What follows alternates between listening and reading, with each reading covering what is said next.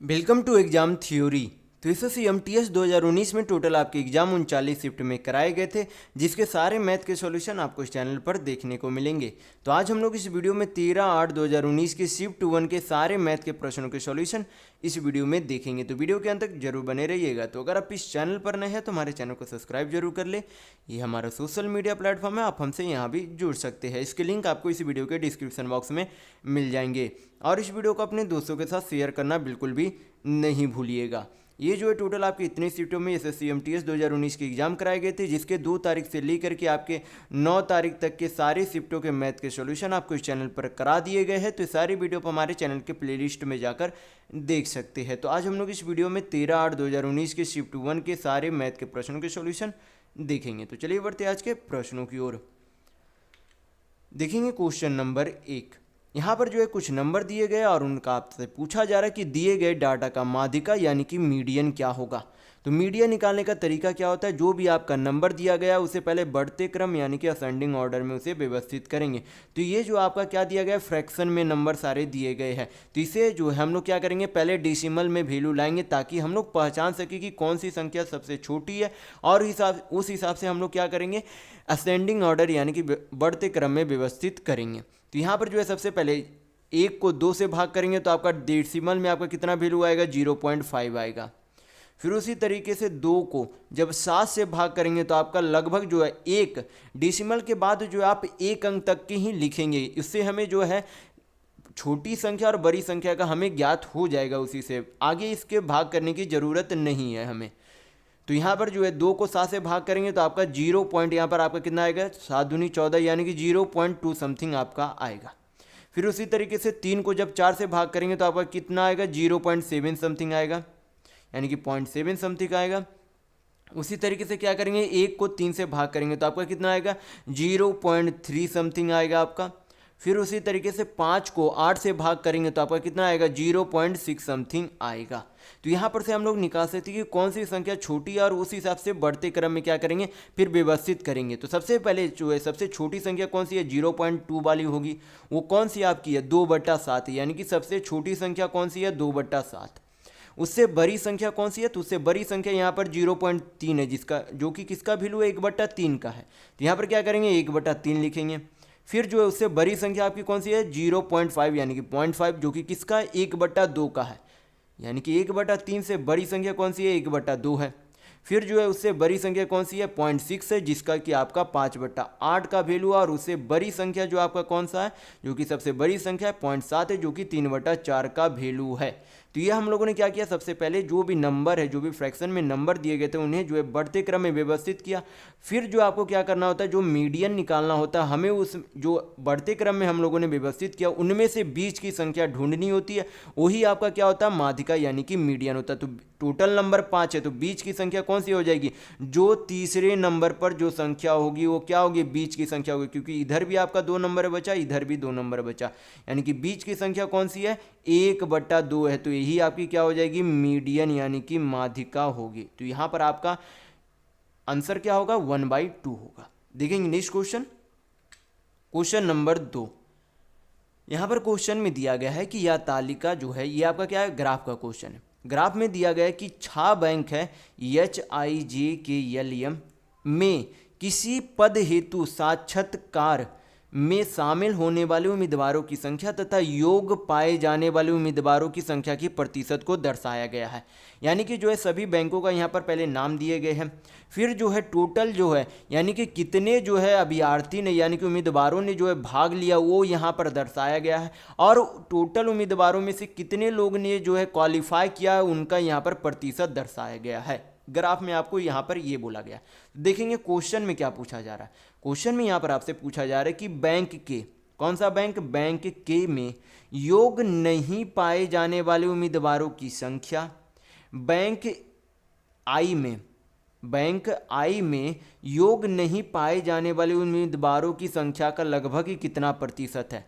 तो सबसे पहले हम लोग क्या करेंगे कि योग मतलब अयोग्य उम्मीदवारों की संख्या निकालेंगे, किसके, के बैंक का। तो टोटल जो उम्मीदवार कितना है, 980 है, टोटल उम्मीदवार 980 है।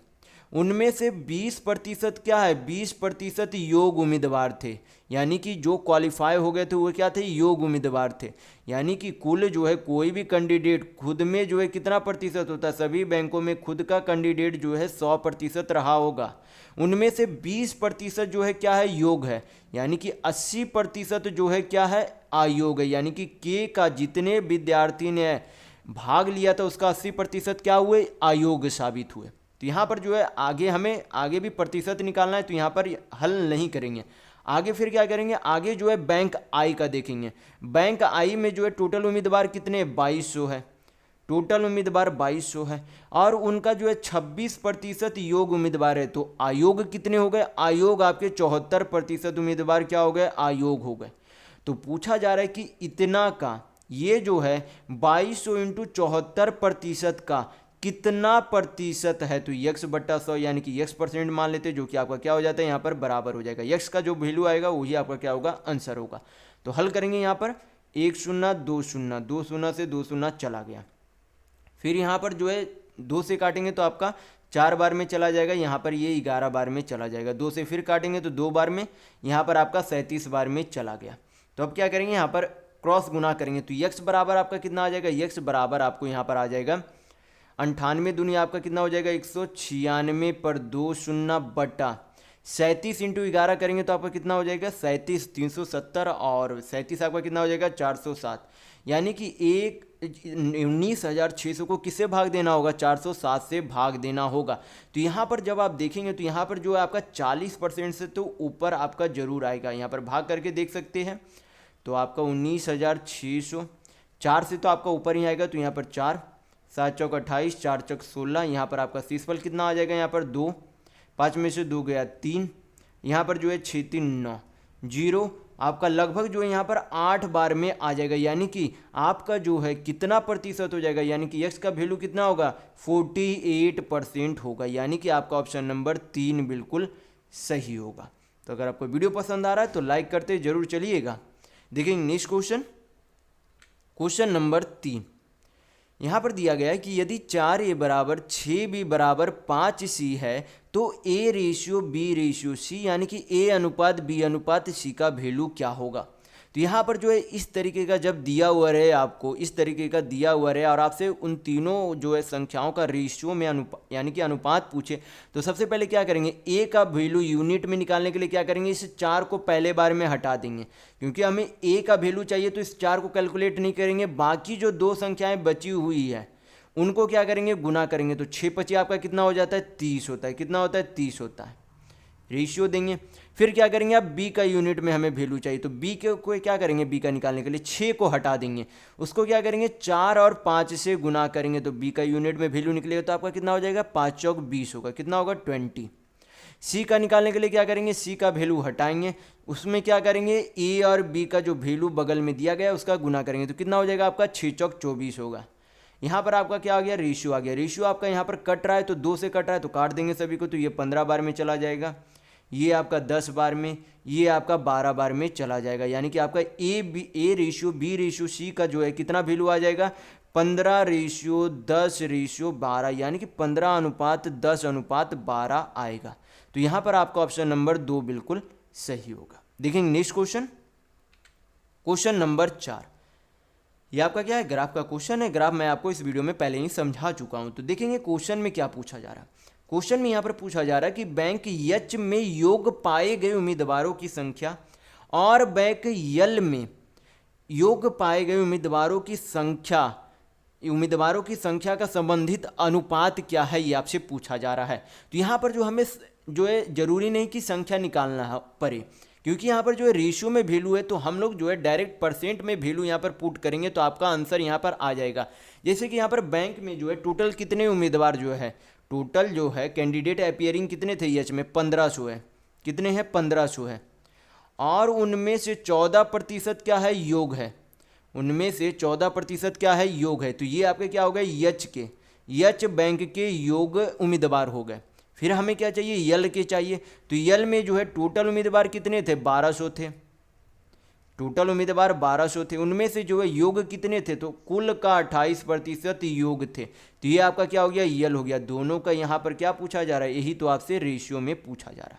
हल करेंगे आपका आंसर आ जाएगा। परसेंट से परसेंट चला गया, 7 से काटेंगे तो 7 दूनी 14, 14 से आपका कट जाएगा, 14 से कट जाएगा तो 14 दूनी 28। यहाँ पर काटेंगे 300 से काटेंगे तो 3 चौक 12, यहाँ पर 3 पचे 15 चला जाएगा। अब आपका यहाँ पर हल हो गया तो आपका कितना आ जाएगा रेशियो, 5:4 दूनी 8, यानी कि यच और यल के योग उम्मीदवारों की जो है अनुपात में वैल्यू कितना आएगा, 5:8 आएगा। तो यहाँ पर आपका ऑप्शन नंबर 3 बिल्कुल सही होगा। देखेंगे नेक्स्ट क्वेश्चन, क्वेश्चन नंबर 5।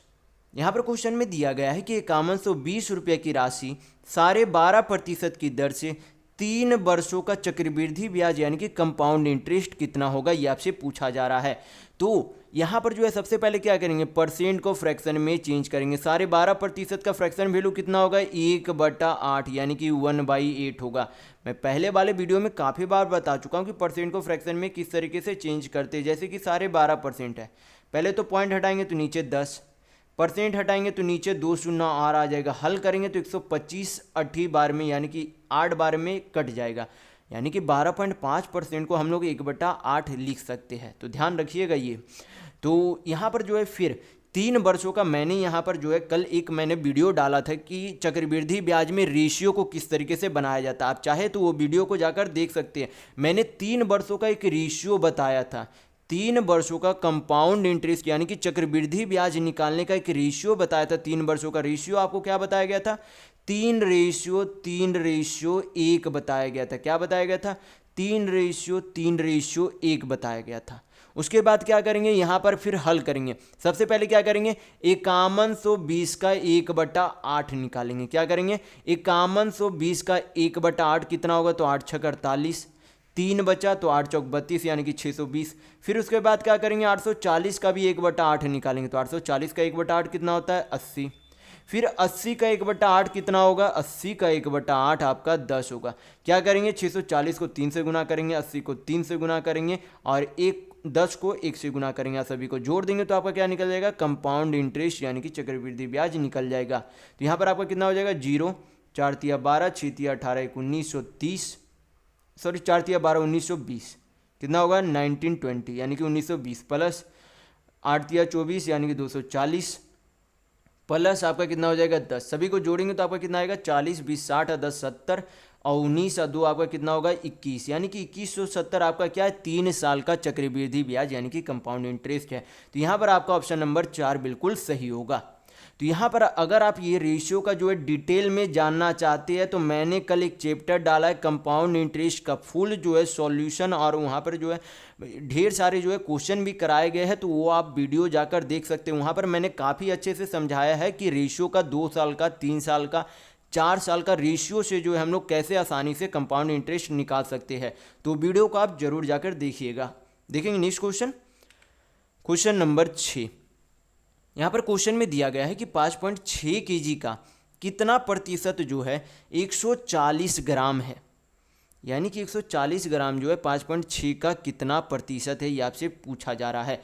तो सबसे पहले 5.6 kg को अगर ग्राम में चेंज करेंगे तो कितना हो जाएगा, 5600 ग्राम होगा। कितना होगा, 5600 ग्राम होगा, क्योंकि 1 kg में कितना ग्राम होता है, 1000 ग्राम होता है। तो 5.6 kg में जब 1000 ग्राम का गुना करेंगे तो कितना हो जाएगा, 5600 ग्राम।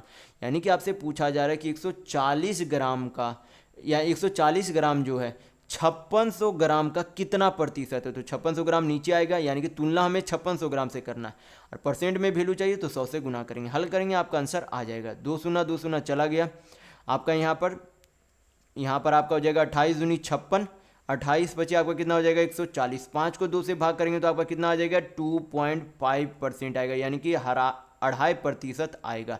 तो यहाँ पर आपका ऑप्शन नंबर 3 बिल्कुल सही होगा। देखेंगे नेक्स्ट क्वेश्चन, क्वेश्चन नंबर 7। यहाँ पर क्वेश्चन में दिया गया है कि ए जो है उपन्यास लिखने में बी से 2 गुना दक्ष है, यानी कि इफिशियंसी जो है ए का इफिशियंसी जो है बी से 2 गुना है। फिर आपसे बोला गया कि ये वे जो है एक साथ मिलकर 24 दिनों में एक उपन्यास लेखन का कार्य पूरा कर सकते हैं। तो ए जो है कितने दिनों में आप उपन्यास जो है अकेले लिख सकता है, ये आपसे पूछा जा रहा है। तो मैं जो है पहले वाले वीडियो में काफ़ी बार बता चुका हूँ कि टोटल वर्क बराबर आपका क्या होता है, इफिशियंसी इंटू टाइम होता है, यानी कि कुल कार्य बराबर कार्य क्षमता इंटू समय होता है। या फिर जब आपसे समय पूछा जाए तो समय बराबर क्या होता है, कुल कार्य बटा कार्य क्षमता होता है। तो ये दोनों आप हमेशा ध्यान रखिएगा। तो यहाँ पर जो है सबसे पहले क्वेश्चन में बोला क्या गया, क्वेश्चन में यहाँ पर बोला गया कि ए जो है बी से 2 गुना दक्ष है, यानी कि अगर ए बी की इफिशियंसी 1 यूनिट है तो ए की इफिशियंसी कितनी होगी, 2 यूनिट होगी। ये जो है क्या हो गया, ए और बी की कार्य क्षमता का अनुपात हो गया। तो यहाँ पर जो है सबसे पहले हमें क्या निकालना होगा, टोटल वर्क यानी कि कुल कार्य निकालना होगा। तो यहाँ पर दिया गया है कि दोनों मिलकर कितने दिनों में काम कर सकते हैं, तो 24 दिनों में कर सकते हैं। तो यहाँ पर टोटल वर्क बराबर क्या होता है, टाइम इंटू एफिशिएंसी। तो अगर दोनों मिलकर 24 दिनों में काम कर सकते हैं और दोनों मिलकर कितने की कार्य क्षमता से काम करते हैं, तो ए 2 से करता है, बी 1 से करता है। तो दोनों मिलाकर जो है कितने की कार्य क्षमता से काम करते हैं, तो 2 1 3 से काम करते हैं। तो अगर दोनों को यानी कि समय और इफिशियंसी को गुना कर देंगे तो आपका क्या निकल जाएगा, कुल कार्य निकल जाएगा। तो ये आपका क्या होगा, टोटल वर्क यानी कि कुल कार्य हो गया। हमें क्या चाहिए, ए का समय चाहिए। तो समय बराबर क्या बताया गया था, कुल कार्य बटा कार्य क्षमता। तो कुल कार्य तो ऊपर है, हमें क्या चाहिए, समय चाहिए, तो नीचे कार्य क्षमता भी हमें निकालना होगा। तो कार्य क्षमता ए का कितना था, क्योंकि अब जो है ए अकेले काम कर रहा है, यानी कि भाग जो होगा वो सिर्फ ए की कार्य क्षमता से भाग करेंगे। तो ए की कितनी कार्य क्षमता है, 2 है, तो 2 से भाग करेंगे, हल करेंगे तो आपका क्या निकल जाएगा, ए का अकेले कार्य करने का समय निकल जाएगा। तो 2 से काटेंगे यहाँ पर तो कितने बार में चला जाएगा, 12 बार में। 12 तिया आपका कितना होता है, 36, यानी कि ए जो है अकेले कितना दिनों में कार्य कर सकता है, तो 36 दिनों में कार्य कर सकता है। तो यहाँ पर आपका ऑप्शन नंबर 2 बिल्कुल सही होगा। देखेंगे नेक्स्ट क्वेश्चन, क्वेश्चन नंबर 8। यहाँ पर क्वेश्चन में दिया गया है कि यदि ए अनुपात बी जो है कितना है, 3:4 है, और बी रेशियो सी जो है 2:3 है, तो A plus B ratio B plus C ratio C plus A का मान कितना होगा, ये आपसे पूछा जा रहा है। तो यहाँ पर जो है जब देखेंगे ध्यान से तो यहाँ पर जो है बी का वैल्यू कितना है, 4 यूनिट है, लेकिन दूसरे वाले रेशियो में बी का वैल्यू जो है कितना है, 2 यूनिट है। तो बी का वैल्यू 2 जगह जो है अलग अलग तो नहीं हो सकते, तो हमें क्या करना होगा, बी का यूनिट में वैल्यू सेम करना होगा। तो यहाँ पर 4 है तो यहाँ पर भी क्या करना होगा, 4 बनाना होगा। तो इस बी का यूनिट में वैल्यू 4 बनाने के लिए क्या करेंगे, होल रेशियो को यानी कि पूरे रेशियो को किससे गुना कर देंगे, 2 से गुना कर देंगे। तो आपका कितना आ जाएगा, बी अनुपात सी कितना आ जाएगा, 4:6 आ जाएगा। कितना आ जाएगा, 4:6, क्योंकि 2 दूनी 4 3 दूनी 6, यानी कि 4:6 आएगा। तो यहाँ पर भी बी 4 है, यहाँ पर भी आपका बी क्या हो गया, 4 हो गया, सी जो है आपका कितना हो गया, 6 हो गया। तो आप क्या करेंगे, अब यहाँ पर वैल्यू पुट करके जोड़ेंगे, आपका आंसर आ जाएगा। तो ए जो है यहाँ पर कितना है, 3 यूनिट है, बी कितना है, 4 यूनिट है। दोनों को जोड़ेंगे तो कितना यूनिट हो जाएगा, 4 और 3 7 यूनिट। रेशियो बी प्लस सी, तो बी कितना है, 4 यूनिट है, सी कितना है, 6 यूनिट है। जोड़ेंगे तो आपका कितना हो जाएगा, 6 4 10 यूनिट। सी प्लस ए चाहिए, तो सी जो है कितना यूनिट है, 6 यूनिट है सी, और ए जो है कितना 3 यूनिट है। तो जोड़ेंगे तो कितना हो जाएगा, 6 3 9 यूनिट होगा, यानी कि रेशियो जो है कितना आ जाएगा आपका, 7:10:9 आएगा। तो यहाँ पर आपका ऑप्शन नंबर 2 बिल्कुल सही होगा। देखेंगे नेक्स्ट क्वेश्चन, क्वेश्चन नंबर 9। यहाँ पर क्वेश्चन में दिया गया है कि किसी वस्तु का लागत मूल्य 480 रुपये है, यदि उसे 12.5% के लाभ पर बेचा जाता है तो वस्तु का विक्रय मूल्य कितना होगा, ये आपसे पूछा जा रहा है। तो सबसे पहले क्या करेंगे, इस परसेंट को फ्रैक्शन में चेंज करेंगे। मैं इसी वीडियो में बता चुका हूँ और इसी परसेंट का बता चुका हूँ कि फ्रैक्शन में जो है वैल्यू कितना होगा। तो 12.5% का फ्रैक्शन वैल्यू कितना होगा, 1/8 होगा। यानी कि यहाँ पर से हमें पता चल रहा है कि 8 यूनिट की कोई वस्तु की राशि पर 1 यूनिट क्या कमा रहा है, लाभ कमा रहा है। यानी कि खरीदा 8 यूनिट में और उसे 1 यूनिट के लाभ में बेच रहा है। यानी कि 480 का सामान जो है 480 रुपये में खरीदा, तो खरीदा कितने यूनिट में, 8 यूनिट में। तो अगर 8 से भाग करेंगे तो आपका क्या निकल जाएगा, 1 यूनिट का वैल्यू निकल जाएगा। और हमें चाहिए क्या, विक्रय मूल्य चाहिए, यानी कि एसपी चाहिए। तो बेचा कितने में, 8 यूनिट में खरीदा, 1 यूनिट के लाभ में बेचा, यानी कि 8 1 9 यूनिट में क्या कर रहा है, उस वस्तु को बेच रहा है। हल करेंगे तो आपका क्या निकल जाएगा, उस वस्तु का विक्रय मूल्य यानी कि एसपी निकल जाएगा। तो हल करेंगे, 8 छक आपका कितना हो जाता है 48, और 9 छक आपका कितना होता है 54, यानी कि 540 रुपया क्या हो जाएगा उस वस्तु का विक्रय मूल्य यानी कि एसपी होगा। तो यहाँ पर आपका ऑप्शन नंबर 1 बिल्कुल सही होगा। देखेंगे नेक्स्ट क्वेश्चन, क्वेश्चन नंबर 10। यहाँ पर क्वेश्चन में दिया गया कि 10 बच्चों में कुल जो है 57 मिठाइयाँ जो है इस प्रकार बांटी गई है कि प्रत्येक लड़की को 6 मिठाइयाँ और प्रत्येक लड़के को 5 मिठाइयाँ मिली है, तो लड़कों की संख्या कितनी है ये आपसे पूछा जा रहा है। तो मान लेते हैं कि लड़कों की संख्या कितनी है, यक्स है। मान लिए हम लोगों ने कि लड़कों की संख्या क्या है, यक्स है, और प्रत्येक लड़के जो है कितने मिठाइयाँ खाते हैं, 5 मिठाइयाँ खाते हैं। यानी कि टोटल लड़कों की संख्या यक्स है, प्रत्येक लड़के 5 मिठाई खाते हैं। तो अगर गुना कर देंगे तो लड़के द्वारा कुल मिलाकर कितनी मिठाइयाँ खाई जाती है वो हमें प्राप्त हो जाएगा। फिर जो है यहाँ पर बोला गया क्वेश्चन में कि टोटल जो है कितने बच्चे हैं, लड़के और लड़कियाँ मिलाकर कुल मिलाकर 10 बच्चे हैं। तो अगर 10 बच्चे में से यक्स जो है लड़के हैं तो लड़कियाँ कितनी हो जाएगी, 10 माइनस यक्स। अगर कुल मिलाकर यक्स लड़के हैं और टोटल बच्चे 10 है तो लड़कियों की संख्या कितनी हो जाएगी, 10 माइनस यक्स हो जाएगी। प्रत्येक लड़कियां जो है कितनी मिठाइयाँ खाती है, 6 मिठाइयाँ खाती हैं। गुना करेंगे तो क्या निकल जाएगा कि लड़कियों द्वारा मिलाकर कुल कितनी मिठाइयाँ खाई जाती है।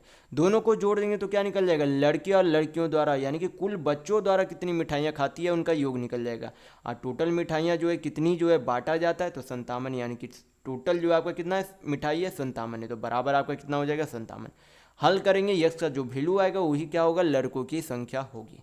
तो हल करेंगे आपका कितना आएगा, 5 यक्स माइनस 6 यक्स, यानी कि आपका क्या आ जाएगा माइनस यक्स आ जाएगा, बराबर 57 माइनस ये जो है 10 छक 60 है, उधर जाएगा तो क्या हो जाएगा माइनस 60 हो जाएगा, यानी कि क्या करेंगे माइनस 60 करेंगे। तो आपका क्या आ गया माइनस यक्स बराबर -3, तो माइनस से माइनस कट गया तो यक्स बराबर आपका कितना हो गया 3 हो गया, यानी कि लड़कों की संख्या कितनी है तो 3 है। यहाँ पर आपका ऑप्शन नंबर 2 बिल्कुल सही होगा। देखेंगे नेक्स्ट क्वेश्चन, क्वेश्चन नंबर 11। यहाँ पर क्वेश्चन में दिया गया कि यदि दो संख्याओं का लघुत्तम यानी कि एलसीएम 231 है, दोनों संख्याओं का महत्तम यानी कि एचसीएफ 11 है, तथा पहली संख्या जो है 77, तो आपसे पूछा जा रहा है कि दूसरी संख्या यानी कि सेकेंड नंबर आपका वैल्यू कितना होगा, ये आपसे पूछा जा रहा है। तो यहाँ पर जो एक फार्मूला होता है जो कि आपको ध्यान रखना होता है। फार्मूला क्या होता है, पहली संख्या इंटू दूसरी संख्या, यानी कि दोनों संख्याओं का गुणज बराबर होता है किसके, उन दोनों संख्याओं का एलसीएम और उन दोनों संख्याओं का एचसीएफ के गुणज के क्या होते हैं, बराबर होते हैं। तो ये फार्मूला जो है आप हमेशा ध्यान रखिएगा कि दोनों संख्याओं का गुणज बराबर होते हैं उन दोनों संख्याओं का एचसीएफ और एलसीएम के गुणज के। तो यहाँ पर क्या करेंगे, यहाँ पर जो है पहली संख्या कितनी है 77, पहली संख्या 77 है, दूसरी संख्या हमें निकालनी है, बराबर एलसीएम यानी कि लघुत्तम कितना दिया गया 231, तो 231 लिखेंगे। एचसीएफ आपका कितना दिया गया यानी कि महत्तम तो 11, हल करेंगे आपका आंसर आ जाएगा। 11 से काटेंगे 77 तो 7 बार में, 7 से 231 काटेंगे तो 7 तिया 21, 7 तिया 21, यानी कि दूसरी संख्या का जो है वैल्यू कितना आ जाएगा 33।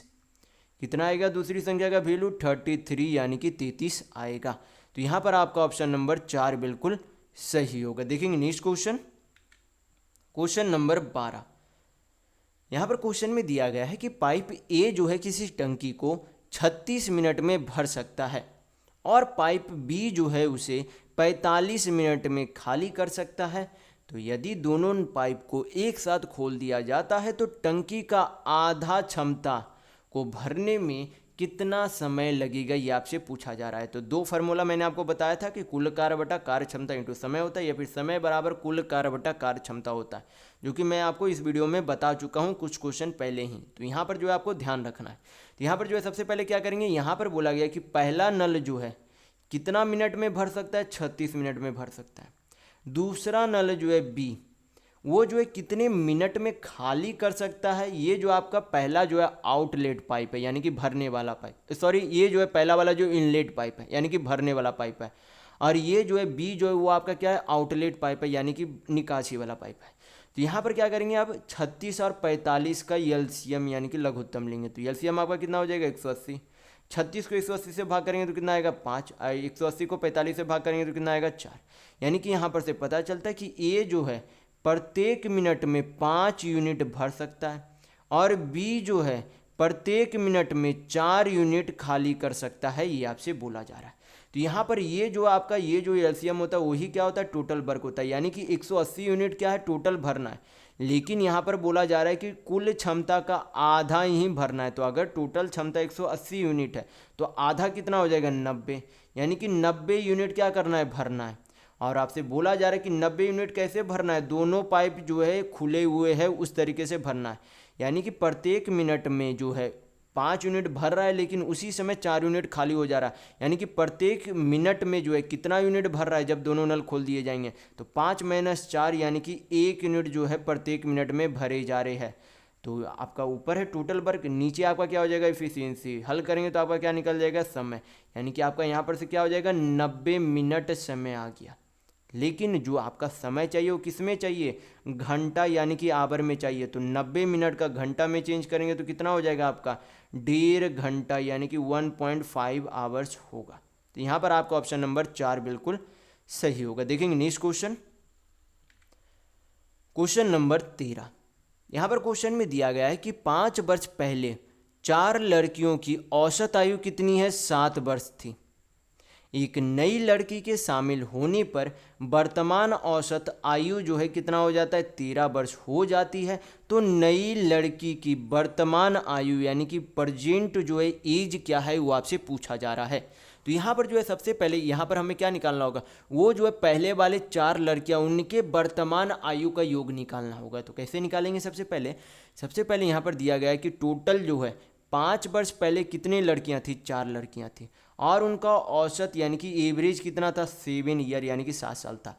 तो योग निकालने के लिए क्या करेंगे, total number of girl into जो औसत आयु था उससे गुना करेंगे तो आपका क्या निकल जाएगा, 5 साल पहले उन 4 लड़कियों का कुल आयु का योग निकल जाएगा। तो आपका कितना हो जाएगा, 7 चौक 28।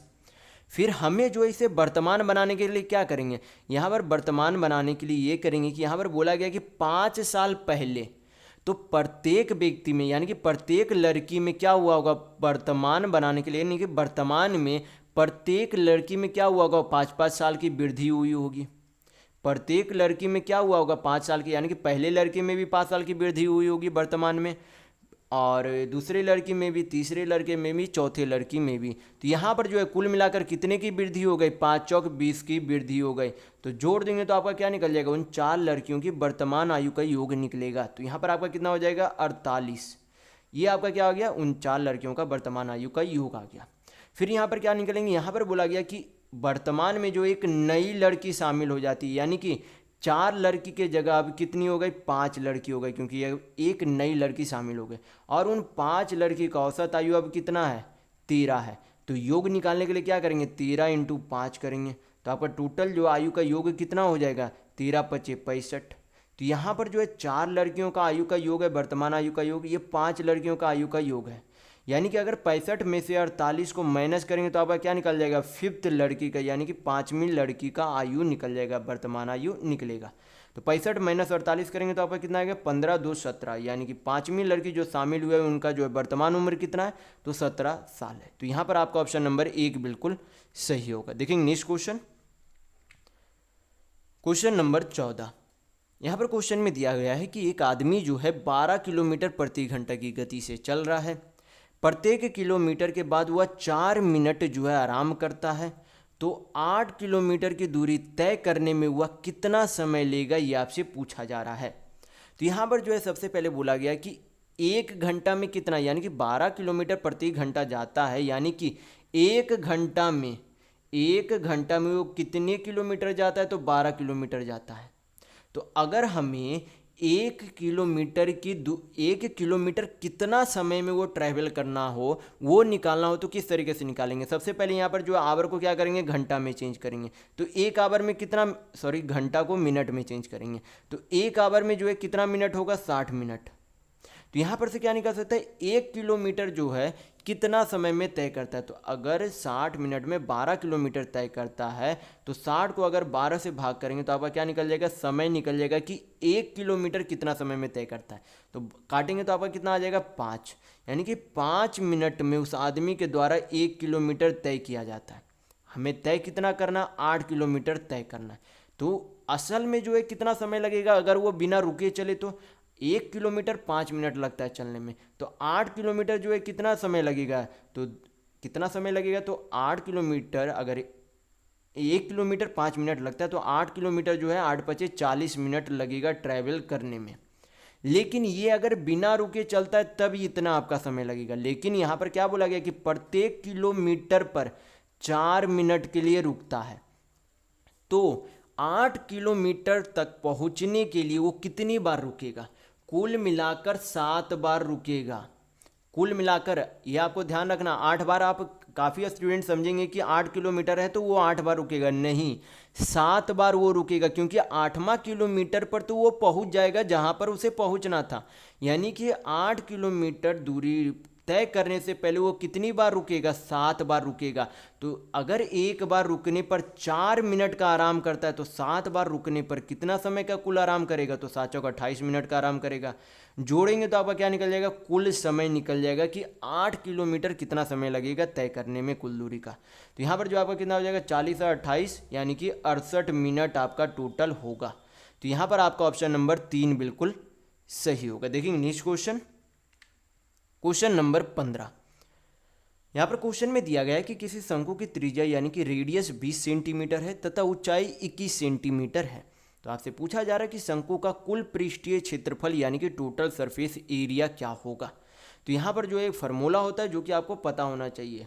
तो कुल पृष्ठीय क्षेत्रफल यानी कि टोटल सरफेस एरिया बराबर आपका क्या होता है, शंकु का πr/l प्लस क्या हो जाता है आपका πr² होता है। तो ये फार्मूला आप हमेशा ध्यान रखिएगा। तो यहाँ पर जो है क्या करेंगे, या फिर इसे जो है इस तरीके से भी लिख सकते हैं कि πr कॉमन ले लेंगे, अंदर में क्या बचेगा l + r।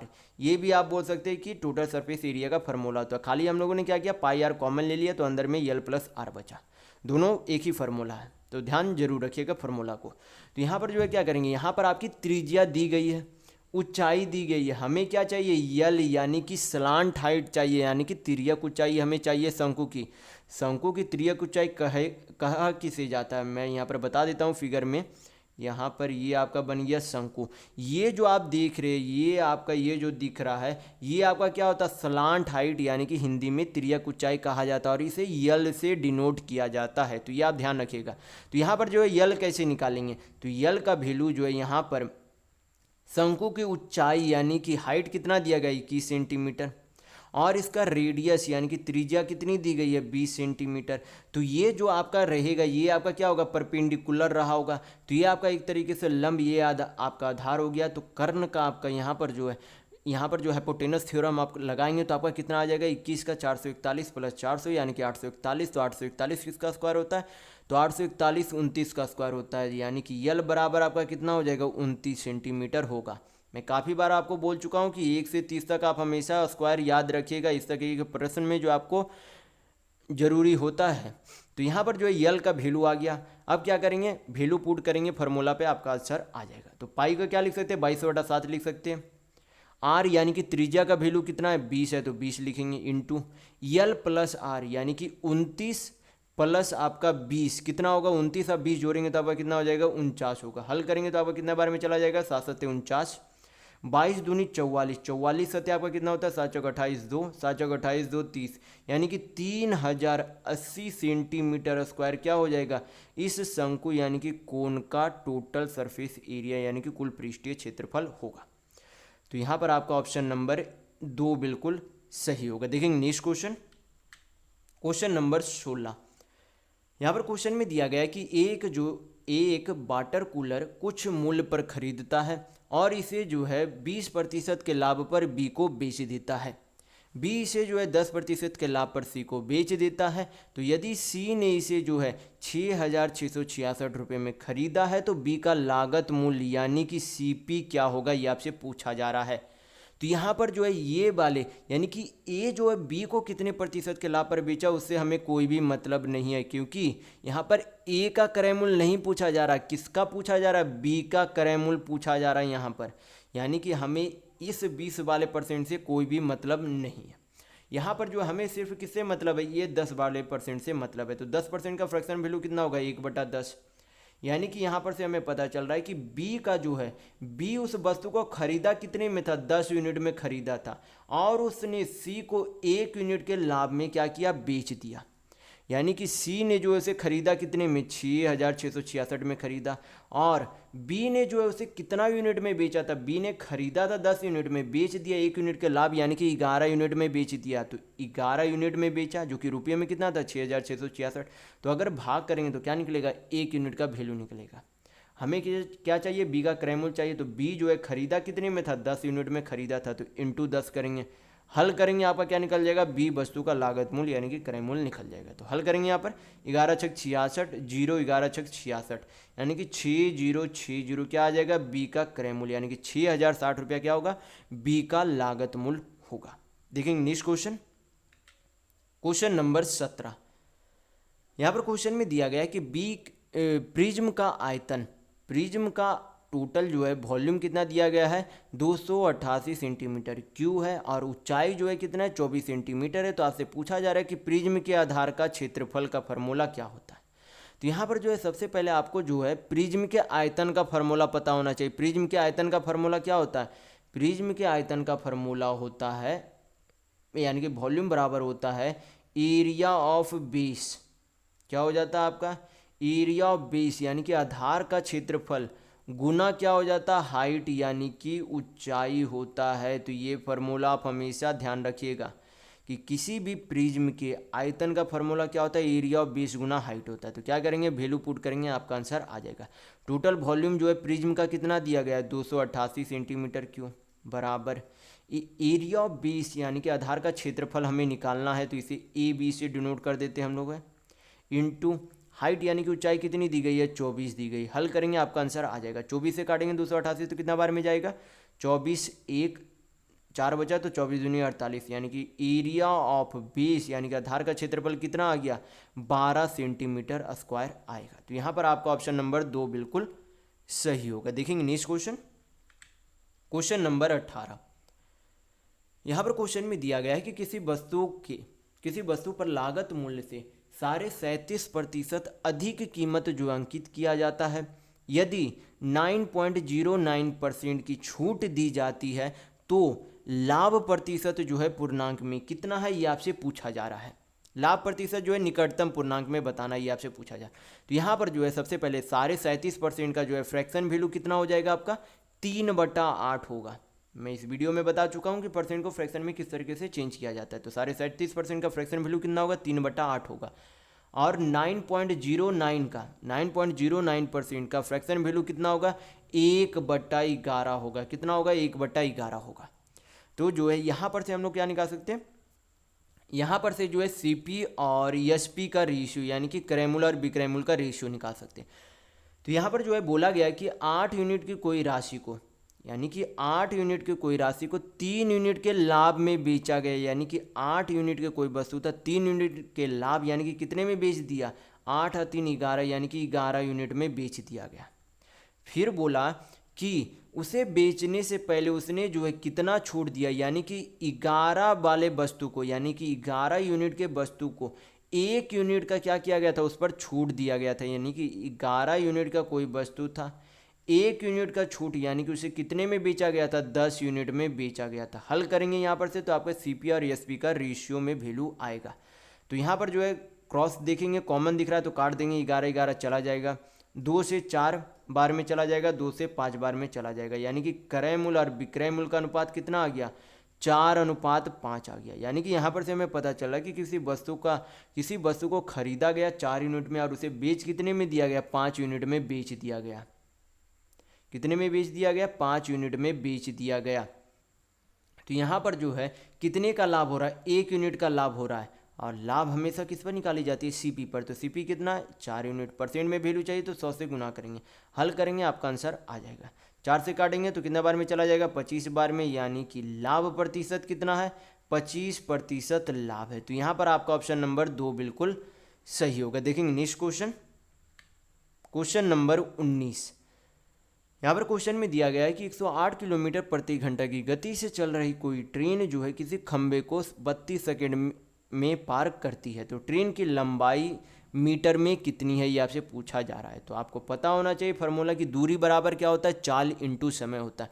यानी कि जो ट्रेन की लंबाई है वो असल में क्या है, दूरी है, जो कि उस ट्रेन को द्वारा खंबे को जो है पार करने में जो समय लगा वो क्या है, ट्रेन की ही दूरी है।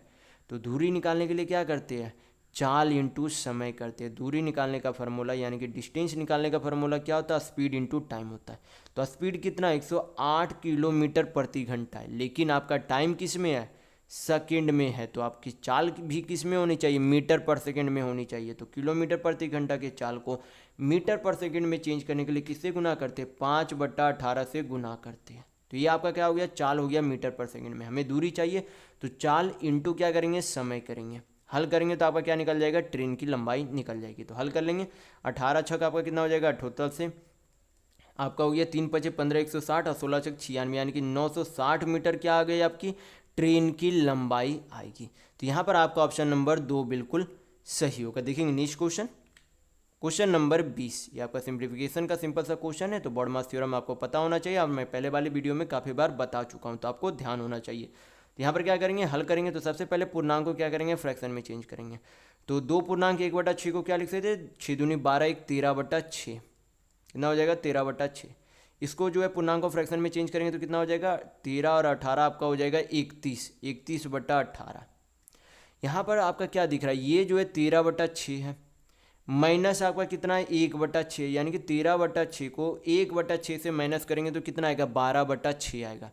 मैं जो है 13/6 और -1/6 का यहाँ पर जो है कैलकुलेशन कर रहा हूँ। तो 13/6 -1/6 करेंगे तो कितना आएगा, 12/6 आएगा। 12/6 यानी कि 12 को 6 से काटेंगे तो कितना बार में चला जाएगा, 2 बार में चला जाएगा, यानी कि कितना बचेगा, 2 + 31/18 रहेगा ये आपका ब्रैकेट में, इंटू 16 को क्या करना है, 4 से भाग करना है। तो कितना आएगा आपको, 16 को 4 से भाग करेंगे तो 4 आएगा। हल करेंगे यहाँ पर से फिर अब तो आपका ये जो है यहाँ पर जो है अंदर वाले ब्रैकेट का अंदर का हल करेंगे तो आपका कितना आएगा, यहाँ पर आपका आ जाएगा 18 दूनी 36, 36 दूनी 72, 72 में से 5 कम आपका कितना हो जाएगा, 72 में से 5 कम यानी कि 67, 67 × 4 बटा आपका कितना हो जाएगा 18। हल करेंगे यहाँ पर से तो 2 से काटेंगे, 2 दूनी 4, 2 9 18, गुना करेंगे तो आपका कितना आएगा, 7 दूनी 14, 6 दूनी 12, 1 13, यानी कि 134 बटा कितना आएगा, 9 आएगा। यानी कि सिंप्लीफिकेशन को सिंप्लीफाई करने पर आंसर कितना आएगा, 134/9 आएगा। तो यहाँ पर आपका ऑप्शन नंबर 1 बिल्कुल सही होगा।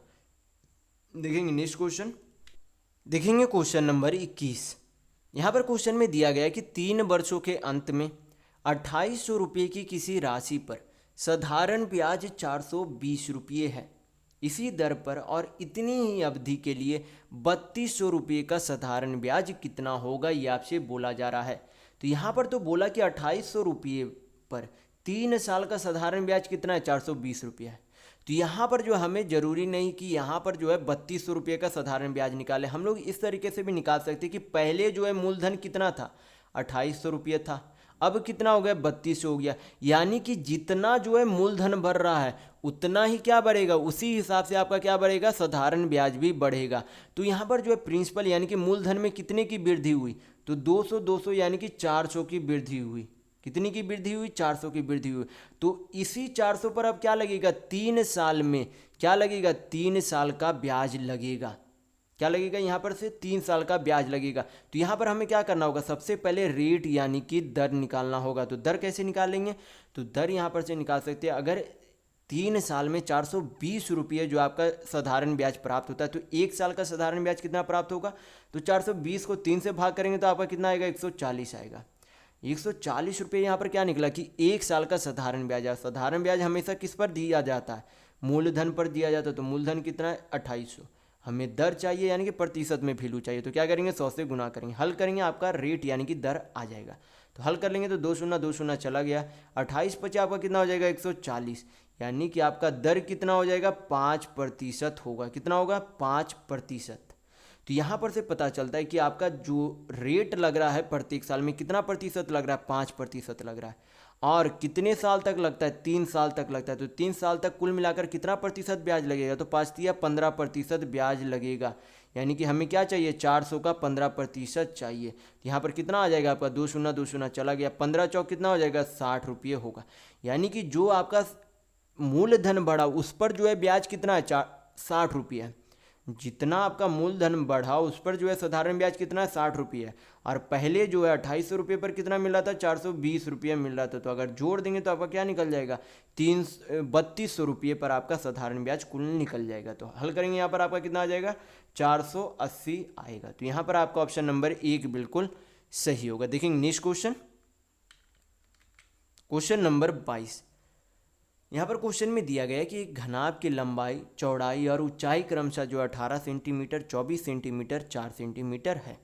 घन का आयतन दिए गए घनाभ के आयतन के बराबर है। तो आपसे पूछा जा रहा है कि घन की भुजा की लंबाई कितनी है। तो यहाँ पर जो हमें घनाभ और घन के दोनों का आयतन का फॉर्मूला पता होना चाहिए। घनाभ के जो आयतन का फॉर्मूला क्या होता है, length into breadth into height होता है, यानी कि लंबाई गुना चौड़ाई गुना ऊंचाई होता है। और आपको जो है ये आपका घनाभ का हो गया। फिर आपको जो है किसका पता होना चाहिए, घन का भी आयतन का फॉर्मूला पता होना चाहिए। तो घन के आयतन का फॉर्मूला क्या होता है, भुजा का क्यूब होता है, यानी कि क्या होता है, साइड का क्यूब होता है। तो ये दोनों फार्मूला आप हमेशा ध्यान रखिएगा। तो क्या करेंगे, दोनों का जो है बराबर करेंगे। तो यहाँ पर जो है घन का आयतन का फॉर्मूला क्या है आपका, भुजा का क्यूब। क्या है आपका, भुजा का क्यूब। और यहाँ पर जो है घनाभ के आयतन का फॉर्मूला क्या, लंबाई गुना चौड़ाई गुना ऊंचाई। तो लंबाई कितना है, 18 सेंटीमीटर, चौड़ाई कितना है, 24 सेंटीमीटर, और ऊंचाई कितना है, 4 सेंटीमीटर। हल करेंगे, आपका यहाँ पर कितना आएगा। यहाँ पर जो हम लोग इसे तोड़ भी सकते हैं, इस तरीके से जो हम लोग इसे तोड़ सकते हैं, कितना हो जाएगा आपका, 9 दूनी 18 हो जाएगा। यानी कि इसे जो है 4 दूनी 8 लिख सकते हैं, इंटू आप क्या लिख सकते हैं, 24 को 8 या 24 लिख सकते हैं। जिससे ये जो है आपका क्यूब है, इधर आपका क्या बन जाएगा, क्यूब रूट बन जाएगा। यानी कि भुजा बराबर आपका क्या बन जाएगा, ये सारा जो है संख्या को गुणज का क्यूब रूट बन जाएगा। क्यूब रूट के बाहर निकालेंगे तो आपका क्या निकलेगा, 8 को निकालेंगे तो 2 बाहर आएगा, क्योंकि 2 दूनी 4 दूनी 8 होता है। फिर ये 8 को बाहर निकालेंगे तो कितना आएगा, 2 बाहर आएगा। 9 तिया कितना होता है, 27, यानी कि 3 का क्यूब 27 होता है। तो ये आपका जो है टोटल भुजा की लंबाई कितनी हो जाएगी, 3 दूनी 6 दूनी 12 सेंटीमीटर क्या हो जाएगी, उस घन के भुजा की लंबाई होगी। तो यहाँ पर आपका ऑप्शन नंबर 1 बिल्कुल सही होगा। देखेंगे नेक्स्ट क्वेश्चन, क्वेश्चन नंबर 23। यहाँ पर आपसे पूछा जा रहा है कि रूट यक्स दिया गया, तो आपसे पूछा जा रहा है कि यक्स का मान क्या होगा इस समीकरण में। तो क्या करेंगे, हल करेंगे। 23 का स्क्वायर आपका कितना होता है, 529। 1 से 30 तक आप हमेशा स्क्वायर याद रखिएगा, ध्यान रखना ये।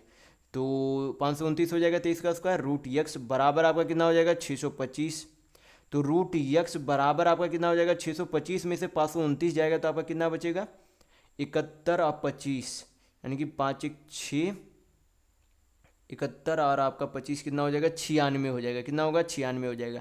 यानी कि यक्स इधर अंडर रूट हटा के तो उधर आपका क्या हो जाएगा, स्क्वायर हो जाएगा।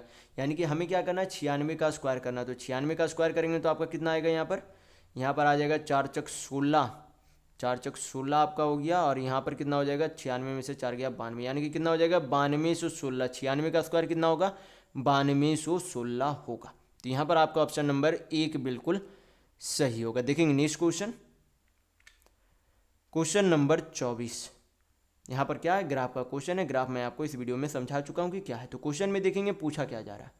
क्वेश्चन में पूछा जा रहा है कि बैंक एच, जे तथा यल में कुल मिलाकर साक्षात्कार में शामिल होने वाले उम्मीदवारों की औसत संख्या कितनी है। तो किसका किसका पूछा जा रहा है, एच का, जे का और यल का। तो एच में जो है शामिल उम्मीदवार कितने थे, 1500 थे। एच में शामिल उम्मीदवार 1500 थे। जे में जो है 3000 थे और यल में आपके 1200 थे। तो कुल जो है योग कितना हो जाएगा, 2 0 5 2 7 3 2 5 हो जाएगा। तो ये तो आपका कुल योग हो गया। लेकिन हमसे क्या पूछा जा रहा है, औसत पूछा जा रहा है। तो टोटल जो है कितने बैंकों की संख्या, 3 बैंकों की संख्या है। तो यहाँ पर 3 से भाग करेंगे, हल करेंगे तो आपका क्या निकल जाएगा, औसत, यानी कि एवरेज निकल जाएगा। तो 3 से काटेंगे 5700 को, तो कितना बार में चला जाएगा, 1900 बार में चला जाएगा। यानी कि औसत जो है उम्मीदवारों की संख्या कितनी है, तो 1900 है। तो यहाँ पर आपका ऑप्शन नंबर 3 बिल्कुल सही होगा। देखेंगे नेक्स्ट क्वेश्चन, क्वेश्चन नंबर 25। यहाँ पर क्वेश्चन में दिया गया कि 78 यानी कि 78 आपका होता है।